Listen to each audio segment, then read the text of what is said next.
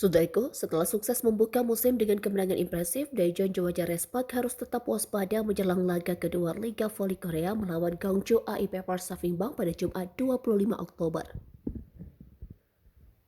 Meski secara statistik unggul, Respak tak boleh lengah karena lawan kali ini sedang dalam tren positif. Pada laga perdana, Respak menunjukkan performa dominan dengan membantai GS Caltech Soul Kicks 3-0 di Jungmu Gymnasium. Tim asuhan Ko Hye-jin tampil memukau dengan serangan yang bertumpu pada kombinasi Megawati dan Vanja Bukilik. Megawati pemain asal Jember mencatatkan 16 poin dan tingkat keberhasilan serangan mencapai 80%, menjadikannya top skor dalam pertandingan tersebut. Sementara itu Bukilik yang kini bermain sebagai outside hitter menyumbang 15 poin dan memperkuat lini serang Respak dengan peran barunya. Keberhasilan ini tentu menjadi suntikan moral penting bagi tim yang menargetkan gelar juara musim ini. Namun AI Pepper Savingbang bukanlah lawan yang bisa dipandang sebelah mata.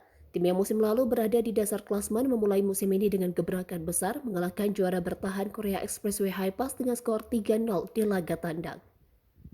Park Jun-ah bermain andal AI Peppers merasa yakin timnya bisa mengulang kejutan serupa saat melawan Respak.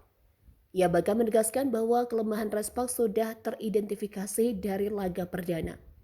Respak perlu mewaspadai perubahan strategi lawan yang berambisi keluar dari bayang-bayang sebagai tim terlemah. Dengan postur pemain ideal dan performa penyerang yang mematikan, Mega dan kawan-kawan diharapkan bisa menjaga konsistensi permainan agar tetap berada di jalur kemenangan.